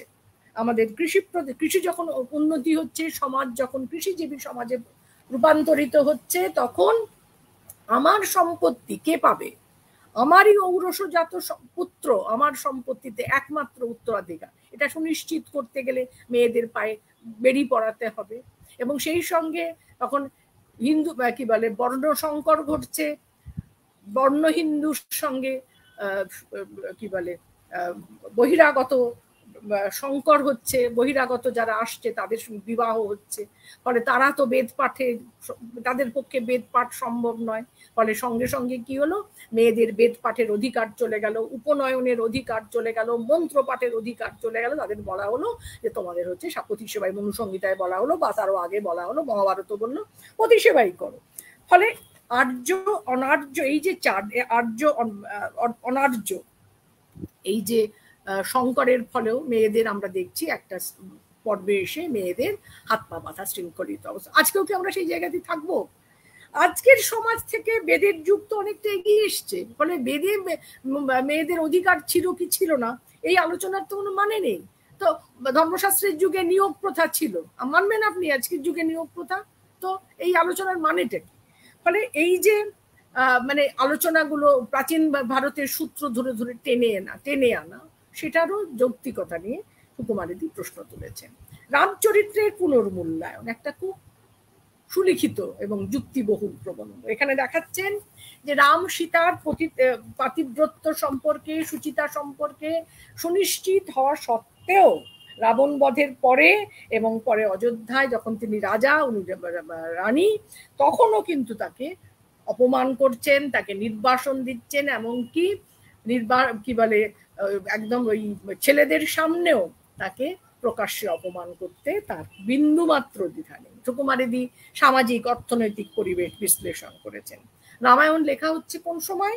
খ্রিস্টপূর্ব 2য় থেকে খ্রিস্টীয় 2য় শতক, যখন যবন, শক, কুষাণ আক্রমণ হয়ে গেছে, বর্ণ সংকর ঠেকানো যাচ্ছে না। এবং আমরা দেখছি, কুমারজি দেখিয়েছেন যে শূদ্ররাও কিন্তু ক্রমশ ক্ষমতাশালী হয়ে উঠছে, তাদের হাতে টাকা আসছে, তারা নিজেদের অধিকার সম্পর্কে সচেতন হচ্ছে, ফলে তাদের তো দমিয়ে রাখতেই হবে। এই যে সীতা, পরহস্তকথা, রাবণ তাকে হরণ করে নিয়ে গেছিল, সেজন্য সীতাকে, এই যে পরহস্তকথা সীতা, এটা কি বিদেশি আক্রমণে অরক্ষিত নারীর রূপক? সুকুমারীদি প্রশ্ন তুলছেন। সম্মুখ হত্যা, শূদ্রকে যেভাবেই হোক পর্যুদস্ত করতে হবে, শূদ্রকে মারতে হবে। কেন না সে বেচারি শূদ্র হয়েও সে বেদপাঠ করতে চেষ্টা করেছে, অতএব তাকে তো না মেরে রামের উপায় নেই। এগুলো হচ্ছে কিন্তু তাহলে আমরা দেখছি যে সবই হচ্ছে খানিকটা মানে সুকুমারী বিশ্লেষণ করে দেখিয়েছেন যে তদানীন্তন সামাজিক সমাজ মানসিকতার প্রতিফলন। এখানে আমি আরেকটা কৌতূহলোদ্দীপক জিনিস আপনাদের বলি, সেটা হচ্ছে আচার্য বিদুশেখর শাস্ত্রী কিন্তু, এই যে শূদ্র শূদ্র বারবার বলছি, উনি কিন্তু শূদ্র শব্দটা সংস্কৃত ক্ষুদ্র শব্দ থেকে এসেছে বলে মত প্রকাশ করেছিলেন। এই মতটা সর্বজনগ্রাহ্য নয়, কিন্তু এইটা উল্লেখ করছি যে বুদ্ধদেব অজন্ত সূত্রে যারা ক্ষুদ্র আচার করে তারা, অর্থাৎ ক্ষুদ্র পেশাজীবী, তাদেরই শূদ্র বলেছেন। এই বইয়ের শেষ প্রশ্ন হচ্ছে না, এই বইয়ের শেষ আচ্ছা, এরপরে প্রবন্ধ হচ্ছে বর্তমান ভারতের ধর্মের প্রাসঙ্গিকতা। লেখিকা প্রশ্ন তুলেছেন, ধর্ম হিসেবে মানুষকে কি দিয়েছে? উত্তর উনি নিজেই দিয়েছেন। ধর্মের যে মূল ভয়ের মধ্যে প্রথিত, সেখানে ধর্ম অতি লৌকিক শক্তি বা ভগবানকে উদ্ভাবন করে মানুষকে আধ্যাত্মিক ভরসা ও আশ্রয় দিয়েছে, বর্তমানে সুরক্ষা ও মৃত্যুর পরে সদ্গতির প্রতিশ্রুতি দিয়ে। আর ধর্মের যে মূলটি বিস্ময়ে প্রথিত, তার থেকে আনন্দ, গান, কাব্য, নৃত্য, স্থাপত্য, ভাস্কর্য ইত্যাদি বিকশিত হয়েছে। তাতে একসময় কি হয়েছে, হিন্দু মুসলমান সাধারণ মানুষ সম্প্রীতিতে বাস করলেও ইংরেজের ওই যে বললাম ডিভাইড অ্যান্ড রুল তাদের সাম্প্রদায়িকতার জন্ম দিয়েছে। আর তার সঙ্গে যুক্ত, অর্থাৎ রাষ্ট্রশক্তি এখানে মূল হোতা, আর তার সঙ্গে যুক্ত হয়েছে আমাদের জন্মান্তরবাদ এবং নিয়তিবাদ। পরজন্ম, এই আগের জন্মে খারাপ কাজ করেছে, অতএব এই জন্মে আমার অধীন হয়ে থাকো, এটা বললো। আবার পরজন্মে কি হবে আমি জানি না, অতএব আমার তো হাত পা বাঁধা, আমাকে মেনে নিতেই হয়েছে। ফলে এর বিরুদ্ধেই ক্রমশ কিন্তু এটা দিয়েই মানুষকে শোষণ করা হয়েছে। এর বিরুদ্ধে প্রান্তিক মানুষ সরব হয়েছে কবির নানক চৈতন্যের মধ্যে দিয়ে, কিন্তু সে প্রতিবাদ স্থায়ী হয়নি। সাম্প্রদায়িকতা প্রসঙ্গে রবীন্দ্রনাথ একটি সংক্ষিপ্ত প্রবন্ধ, এখানে অসাম্প্রদায়িক রবীন্দ্রনাথকে তুলে ধরা হয়েছে। ওই পরিশেষ কাব্যগ্রন্থ থেকে উদ্ধৃতি দিয়েছেন সুকুমারীদি। ধর্মের বেশে মোহ এসে যারে ধরে, অন্ধ সেজন মারে আর শুধু মরে। ধর্ম কারার প্রাচীরে বজ্র হানো, এ অভাগা দেশে জগনের আলোক আনো। আরেকটি মননঋদ্ধ প্রবন্ধ হচ্ছে বাংলার বিশিষ্ট সাধনা। এখানে প্রতিবাদী ধারার কথা বলা হয়েছে। মুখ্য হচ্ছে লালন ফকির, 1774 জন্ম। লালন ভাবে জমির কিরূপ দেখলা, জাতির কিরূপ দেখলাম না এ নজরে, ভক্তের দ্বারে বাধা আছে সাই, হিন্দু কি জবন বলে তার কাছে জাতের বিচার নাই। সাহেবধ্বনি সম্প্রদায় নদিয়ার বৃত্তিহুদা গ্রামে যারা রয়েছেন, কর্তাভজা সম্প্রদায়, এরা হচ্ছে বাংলার প্রতিবাদী মূল। সুতরাং দেখা গেল, এই বইটার আলোচনা শেষ করছি, যে সাম্প্রদায়িকতার জিগির তুলে যুগে যুগে অত্যাচার চালিয়েছে কে? রাষ্ট্রশক্তি, এবং তার প্রত্যক্ষ চালিকা শক্তি হচ্ছে স্বার্থান্বেষী গোষ্ঠী। দিন আনি দিন খাই, খেটে খাওয়া যে মানুষ, শান্তিপ্রিয় মানুষ, তারা আশেপাশের সবাইকে নিয়ে মিলেমিশে থাকতে চেয়েছে। সাম্প্রদায়িকতার বিভাজন কোনোদিনই তার কাছে আকাঙ্ক্ষিত নয়। আমার দ্বিতীয় আলোচ্য বই আমি খুব সংক্ষেপে আলোচনা করব, যেহেতু সময়ও কমে আসছে। সেটা হচ্ছে বেদের যুগে ক্ষুধা ও খাদ্য। আমরা জানি সাধারণভাবে একটা ধারণা আছে যে সুজলা সুফলা আমাদের ভারতবর্ষ, কিন্তু সেটা যে নয় সেটাই দেখিয়েছেন সুকুমারীদি। 6টি অধ্যায়ে বিভক্ত এই বই, যেখানে ভূমিকাতে লেখা বলেছেন যে প্রাচীনকালে পৃথিবীর সব দেশেই অন্নাভাব ছিল, ভারতবর্ষ তার ব্যতিক্রম নয়। পুরাকালে মানুষের অবস্থা ভালো ছিল, বেদের যুগে মানুষ বেশি ভালো খেতে পড়তে পেত, এমন একটা কল্পকথা সমাজে চালু আছে বহুদিন। এই গ্রন্থে বৈদিক সাহিত্যের প্রত্যক্ষ নজিরে এই কল্পকথা যাচাই করতে গিয়ে থেকে গেছে। উত্তর বৈদিক যুগে কর্মফল, নিয়তিবাদ ইত্যাদি নিয়ে আলোচনার অন্তরালেও কিন্তু অভুক্ত মানুষের দীর্ঘশ্বাস চাপা থাকেনি। সুকুমারিদি গান্ধীজিকে উদ্ধৃত করেছেন। গান্ধী বলেছিলেন, before the hungry even God dares not come. এই শব্দটা লক্ষ্য করুন, ডেয়ার্স নট কাম, আসতে সাহস পায় না ক্ষুধার্ত মানুষের সামনে ভগবানও, except in the shape of bread, যদি না রুটি হাতে নিয়ে আসে। লেখিকা বলছেন, ক্ষুধা এক তীব্র অভিজ্ঞতা, তার দাবিও তেমনি অপ্রতিরোধ্য। তার মুখোমুখি হতে গেলে একমাত্র উপায় খাদ্য সংস্থান দিয়েই তা সম্ভব। নীতিকথা, ধর্মাচরণ, তত্ত্ব উপদেশ সেখানে অপ্রাসঙ্গিক। প্রথম অধ্যায়ে বললেন খাদ্য বা অন্নের জন্য অজস্র প্রার্থনা। আমরা একেবারে ঋগ্বেদের শুরু থেকে দেখছি, প্রায় সব দেবতার কাছেই। আমি মন্ত্রগুলো পড়ছি না, সময় নেই বলে। অন্নাভাবের অনিয়মিত সরবরাহের একটা আতঙ্ক যেন তাড়া করে বেড়াচ্ছে মানুষকে। আবার পুষ্টি লাভ করতে হবে, আমার শক্তি চাই, আমি তো যুদ্ধ করছি, পশু মারছি, আরো আমার আশেপাশে যেসব লোক আমাকে আক্রমণ করছে তাদের বিরুদ্ধে আমাকে লড়তে হবে, আমার পুষ্টি চাই, শক্তি চাই, কিন্তু অন্ন প্রয়োজন। অতএব প্রতিকূল পরিবেশে লড়াই করার জন্য অন্ন প্রয়োজন। এবং সেইখানে আমরা দেখছি ক্ষুধা এত তীব্র, এত মারাত্মক যে সেখানে ভক্ষ অভক্ষ বিচার থাকছে না। বামদেব ঋষি আর কিচ্ছু পাননি, তিনি কি করেছেন, কুকুরের নাড়ি ভুড়ি খেয়েছেন উপায় নেই বলে, এবং বলছেন যে আমার কাছে কিচ্ছু নেই, আমার স্ত্রী অপমানিত হচ্ছে, আমি কুকুরের নাড়ি ভুড়ি বার করে করে খাচ্ছি। এবং সেখানে তখন একটি সেন পক্ষী আমাকে মধু দিয়েছে। এটা একেবারে ঋগ্বেদ, আমি মন্ত্রে গেলাম না। এবং অন্য প্রার্থীকে যে বিমুখ করবে সেটাও গর্হিত অপরাধ বলা হচ্ছে, ঋগ্বেদেই বলা হচ্ছে, মোঘমন্নং বিন্দাতে অপ্রচেতা সত্যং ব্রবীমি ইত্যাদি। অন্নহীনের আশ্রয় কি? তখন তো রাষ্ট্রশক্তি এগিয়ে আসছে, রাষ্ট্রের কনসেপ্টই তো তখন নেই। অন্নহীনের আশ্রয় হচ্ছে গৃহীর করুণা ও আতিথ্য। সে বিমুখ হলে ক্ষুধার নিবারণ হবে না, সেজন্য ক্ষুধার গ্রাস প্রতিকারহীন। সেই জন্য বারবার দেবতার উদ্দেশ্যে প্রার্থনা করছে। এটা আমি বলছি ঋগ্বেদের যুগ। অথর্ববেদের যুগে একটু অবস্থা ভালো হচ্ছে, তখন যেহেতু ফলন বেশি হচ্ছে, লোহার কি বলবো লাঙল হচ্ছে, তখন কুন্তাপ সুক্ততে দেখছি বিত্তবানরা বলছে দই খাবো না কি খাবো, দই খাবো না দুধ খাবো ইত্যাদি নিয়ে কথা হচ্ছে। এই গেল প্রথম অধ্যায়। দ্বিতীয় অধ্যায় খ্রিস্টপূর্ব 8ম শতকের শেষে ও 7ম শতকের প্রথমে লোহার লাঙল আসছে কৃষিতে। ফসল উৎপাদন বাড়ছে, কিন্তু পশুবধ করা যাচ্ছে না। অতি যথেচ্ছ পশুবধ করলে কি হবে, যজ্ঞে পশুবধ করতে করতে পশু কমে যাচ্ছে, পশুচারণ হচ্ছে না। এবং সেই কারণে বুদ্ধ তো বটেই, জৈন বুদ্ধ তো বটেই, বুদ্ধের আগেও বহু সম্প্রদায় আড়ার কলাম, নির্গ্রন্থ, জ্ঞাতপুত্র, এইসব গোষ্ঠী তারা পশুপালন যজ্ঞের তীব্র বিরোধিতা করছে, বলছি এত পশুপালন করলে আমরা মারা যাব। কাঠ, চামড়া, সব ধাতু দিয়ে শিল্প হচ্ছে, বাণিজ্য শুরু হচ্ছে, মুদ্রার প্রচলন হচ্ছে। আমরা তখন দেখছি কি হলো, রাজা, বৈশ্য শ্রেণী, কিছু ব্রাহ্মণ ধনী, এদের হাতে কিন্তু টাকা পড়ছে, এরা কিন্তু বেশ অর্থবান, এরা খেতে পাচ্ছে। কিন্তু পাচ্ছে না কারা? ক্ষুধার রাজ্যে পৃথিবী গদ্যময় কাদের? না শূদ্র, দরিদ্র ব্রাহ্মণ, নারী, মেয়েদের অবস্থা খুব খারাপ, এরা দুর্দশাগ্রস্ত। চাষ শুরু হবার পর মাংস আর এখন প্রধান আহার্য নয়। আবার দেবতাদেরও অন্নাভাব হতো, যেন খেতে পাই, এই কথাটা অজস্র প্রার্থনায় রয়েছে। তৈত্তিরীয় ব্রাহ্মণ বলছে অহম অন্নম অহম অদন্তম অহম অস্মি, ক্ষুধাই হচ্ছে আমার প্রধান শত্রু, তৈত্তিরীয় সংহিতা বলছে। উপনিষদের যুগে, তৃতীয় অধ্যায় বলছি, উপনিষদের যুগে আমরা এসে দেখলাম খাদ্যের জন্য প্রার্থনা একটু কম। তার মানে এই নয় যে খুব খাদ্য উৎপাদন হচ্ছে, তা নয়, কারণ হচ্ছে যে পুরনো প্রার্থনা যজ্ঞগুলো তো চালুই আছে।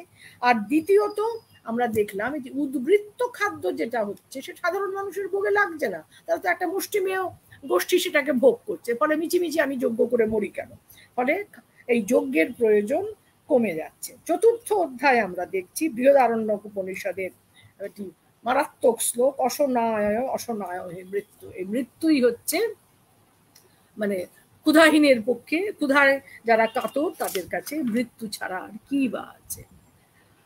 ছান্দোগ্য উপনিষদেও আমরা দেখি অন্ন কার জন্য, কিসের জন্য অন্ন? অন্ন প্রাণের জন্য। জ্ঞান মার্গ থেকে দেখলাম যে জ্ঞান মার্গ কি করছে, উপনিষদের জ্ঞান মার্গ না কর্মমার্গের অভীষ্ট দ্রব্য দানে সক্ষম অন্নলাভ ব্রহ্ম তেজে পরিণত হচ্ছে। এটা তৈত্তরীয় উপনিষদেও আছি। ছান্দোগ্য উপনিষদে একটা গল্প বলি আপনাদের, একেবারে শেষে চলে এসেছি, একটুখানি ধৈর্য রাখুন। জানশ্রুতির গল্প, জানশ্রুতি আর রৈক্যের গল্প। জানশ্রুতি হচ্ছেন এমন একজন যিনি অতিথিশালা করে বিশাল বিশাল মানে রান্নার জায়গায় হাঁড়ি করা করে বিশাল বিশাল প্রচুর অন্ন রান্না করে লোককে খাওয়াচ্ছেন। অর্থাৎ মানুষ তখন কিন্তু ওই আমাদের ডিম ভাত খাওয়ার মতোই যাচ্ছিল খেতে। আচ্ছা, জানশ্রুতি তখন আর কি তার ব্রহ্মজ্ঞান করার লাভের ইচ্ছে তিনি শুনলেন হাঁসেদের কথোপকথনের মাধ্যমে রৈক্য বলে একজন আছে, তার কাছে গেলে সত্যিকারের ব্রহ্মজ্ঞান পাওয়া যায়। উনি গেলেন, কি দেখলেন যে রৈক্য কিন্তু, ছান্দোগ্য উপনিষদের কথা বলছি, বসে বসে পাঁচড়া চুল করছে। কোষ পাঁচড়া হয় না, সেরকম চুল করছে বসে বসে। তাহলে আমরা কি ধরে নেবো যে ব্রহ্মজ্ঞানী হতে পারেন, কিন্তু সে কিন্তু নিম্ন সম্প্রদায়ের লোক, এবং সে ওই জানশ্রুতি তাকে প্রচুর টাকা পয়সা সোনা দানা ইভেন নিজের মেয়েকে, এমনকি নিজের মেয়েকে অব্দি দিয়ে দিল বলে সে ব্রহ্মজ্ঞান দিল, কিন্তু সে কিন্তু পাঁচড়া চুল করছে। ফলে কিন্তু আরো একটি মারাত্মক গল্প বলবো না, উশস্তি বলে একজন ব্রাহ্মণ, দুর্ভিক্ষের অবস্থা, উশস্তি বলে একজন ব্রাহ্মণ, সে কি করছে না, সে তার কিচ্ছু খাবার নেই, সে একজনের কাছে গিয়ে খাবার চাইলো, সে বললো আমার কিছু নেই, আমি খেয়েছি অর্ধেকটা খাওয়া, উচ্ছিষ্ট এই মাসকলাই আছে, আর ইচ্ছে করলে জল খেতে পারো। বললো আমি মাসকলাইটা খাবো। বললো জল তো আমি যেখানে খুশি খেতে পারি, তার জন্য তোমাকে কিসে লাগবে, ওই উচ্ছিষ্ট মাসকলাইটাই দাও। তার মানে অবস্থাটা কিন্তু এরকম ভয়ঙ্কর। সে ব্রাহ্মণ, সে একজন একেবারে নিম্ন শ্রেণীর মানুষের উচ্ছিষ্ট খাচ্ছে। তাতেও সমাজের, এবং ষষ্ঠ অধ্যায় আমরা দেখছি যে একেবারে অন্নকে বলা হলো অন্নং ব্রহ্মেতি ব্যজানাৎ, উপনিষদ বললো অন্নই হচ্ছে ব্রহ্ম, অর্থাৎ ব্রহ্ম আর অন্নকে আলাদা করা গেল না। কারণ আমার যে প্রাণ, সে প্রাণ রক্ষা করবে কি অন্ন, তবে তো আমি ব্রহ্মের লীন হতে পারবো। অতএব আমার জাগতিক, ইহজাগতিক এবং পারলৌকিক দুটোর জন্য অন্ন আমার একমাত্র আশ্রয়, আমার খাদ্য চাই, ক্ষুধার নিবৃত্তি চাই। বৌদ্ধরা তো ভিক্ষাজীবী ছিল তারা, এবং তারা ওই যে গহপতি বা গৃহপতি, তাদের দাক্ষিণ্যেই তাদের ক্ষুধা নিবারণ হতো। তাহলে কি দেখলাম আমরা, পশুচারী, যাযাবর, যুদ্ধরত বৈদিক গোষ্ঠীর। এখন এখানে একটু কথা আমার মনে হচ্ছে, সেটা আপনাদের সঙ্গে ভাগ করে নিই। এখন এরা করবেটা কি, এরা পশুচারী, এরা যাযাবর, এরা যুদ্ধ করছে এই বৈদিক গোষ্ঠীর পক্ষে। এরা খাদ্যের জন্য, যেমন খাদ্যের জন্য প্রার্থনা স্বাভাবিক, কিন্তু শুধু খাদ্য কিন্তু এরা চায়নি। এরা খাদ্য, অন্ন যেমন চেয়েছে, তেমনি জল চেয়েছে, তেমনি গরু চেয়েছে, তেমনি অশ্ব চেয়েছে, তেমনি সমৃদ্ধি চেয়েছে। অতএব খাদ্যাভাব থাকাটাই স্বাভাবিক। ফলে ওইখান থেকেই মানে তারা অন্ন চাইছে বলেই যে একেবারে খুব খাদ্যাভাব ছিল, এইটা একটু বিতর্কেরও জায়গা থেকে যাচ্ছে। পরবর্তীতে আমরা দেখছি সভ্যতার অগ্রগতির সঙ্গে কৃষি উৎপাদন যেমন বেড়েছে, জনসংখ্যা বেড়েছে। বাড়লে কি হবে, কৃষি উৎপাদন বাড়লে কি হবে, জনসংখ্যা বাড়ছে, অসম বন্টন, এবং ফলে কি হচ্ছে, নিরন্ন মানুষ রয়েই যাচ্ছে, বিত্তবানের ওপরে নির্ভরতা বেড়েছে, রাজা বা রাজশক্তি খাদ্যের সুষম বন্টনে এগিয়ে আসছে এমন দৃষ্টান্ত নেই। ফলে ওই যে বললাম, ক্ষুধার রাজ্যে পৃথিবী গদ্যময় রয়েই গেল। এটা হলো বেদের যুগে ক্ষুধা ও খাদ্য। সুকুমারীদের দুটো বই, হিন্দু সাম্প্রদায়িকতা এবং বেদের যুগে ক্ষুধা ও খাদ্য, আমি সামান্যভাবে আলোচনা করলাম। কিন্তু যেটা বলার কথা শেষ পর্যন্ত, সেটা হচ্ছে এই বই ছাড়াও সুকুমারীদি সম্পর্কে বলতে গিয়ে যেটা প্রথম বলতে হবে, এবং শেষেও সেইটা দিয়েই শেষ করব, যেটা হচ্ছে যে সাদাকে সাদা এবং কালোকে কালো বলার মতো সাহস আমাদের সবার থাকে না। তার জন্য মেরুদণ্ডটা সোজা হতে হয়। সুকুমারীদির সেই সাহসটা ছিল, মেরুদণ্ডটা সোজা ছিল বলে রাগঢাক না করে সোজা সাপটা সত্যটাকে তিনি তুলে আনতে পারতেন, ভয় পেতেন না। এবং এই কারণেই অত্যন্ত মানবতাবাদী, একেবারে মাথা থেকে পা পর্যন্ত মানবতাবাদী, অসাম্প্রদায়িক, কোনো সম্প্রদায় নয়, এই যে মনস্বিনী তার জন্ম শতবর্ষে তাকে স্মরণের মাধ্যমে যেমন আমার নমস্কার, আমার প্রণতি জানাচ্ছি। এই আলোচনা চক্র যারা আয়োজন করেছেন তাদেরও আন্তরিক ধন্যবাদ ও কৃতজ্ঞতা জানাচ্ছি যে এই আলোচনার মাধ্যমে সুকুমারীদিকে সর্বজন সমক্ষে এনে দেওয়ার জন্য। সেই সঙ্গে শেষ করছি আবার সেই রবীন্দ্রনাথের ভাষায়, যেহেতু আমাদের সভামুখ্য বলেছেন আজকের পরিস্থিতিটা কি বিষাক্ত, কি ভয়ঙ্কর। রবীন্দ্রনাথ অনেক দিন আগে যেটা বলে গেছেন, সুকুমারীদি তারই আবৃত্তি করেছেন। আজকে এই মুহূর্তে 2021 সালের ভারতবর্ষে দাঁড়িয়েও সেই একই কথা আবার পুনরাবৃত্তি করছি। বিশ্ব পাপের যে মূর্তি আজ রক্তবর্ণে দেখা দিয়েছে, সেই বিশ্ব পাপকে দূর করো। মা মা হিংসি, বিনাশ থেকে রক্ষা করো। এই অমারাত্রির দুর্গ তরুণ যত ধুলিতলে হয়ে গেল ভগ্ন, উদয় শিখরে জাগে মা ভই মা ভই নবজীবনেরও আশ্বাসে। জয় জয় জয় রে মানব অভ্যুদয়, মন্ত্রী উঠিল মহাকাশে। এই মানব অভ্যুদয়ের মন্ত্রই সুকুমারীদির বীজ মন্ত্র। ধন্যবাদ, নমস্কার।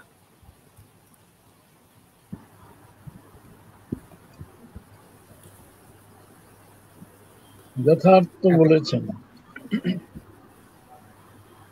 যথার্থ বলেছেন আপনি। যেভাবে আকর্ষণীয় ভাবে আপনি গোটা বিষয়টা উপস্থাপিত করলেন, কাজটা খুব সহজ ছিল না। সহজ ছিল না এই জন্যে যে আপনি নিজেও বিদুষী, আপনি জানেন কিভাবে কি পড়তে হয়, কিন্তু আমরা যারা আছি গ্রহীতা, আমরা তো ততটা তৈরি নই। সুতরাং আমাদের মতো করে যে আপনি পৌঁছে দিলেন আকর্ষণীয় ভঙ্গিতে, এবং সব শেষে একটা বার্তাও দিলেন, আগাগোড়াই দিলেন, এবং সব শেষে সেই বার্তাতে পৌঁছে দিলেন আমাদের গান যেভাবে সময় ফিরে আসে, এই জন্য কোনো প্রশংসাই আপনার জন্য যথেষ্ট নয়, এইটুকুই বলতে পারি আমি। আর আশা করব ভবিষ্যতেও আপনি এ ধরনের বিষয় সম্পর্কে আমাদের উদ্দীপিত করবেন, আমাদের আলোকিত করবেন। এবার অনিন্দ্রজিৎ, তোমার পালা। অবশ্যই স্যারের সঙ্গে আমি একমত, এবং আমাদের সঙ্গে যারা দর্শক এই মুহূর্তে আছেন এবং পরবর্তীকালে অনুষ্ঠানটি শুনবেন, তাদের ক্ষেত্রেও একটি মূল্যবান সংযোজন হয়ে থাকবে। তার কারণ হলো যে আমার বেশ কিছুদিন ধরে যে ম্যাডাম এখানে নারী চিন্তন বিশ্ব এবং লেখালেখির সূত্রে যেভাবে প্রাচীন ভারতের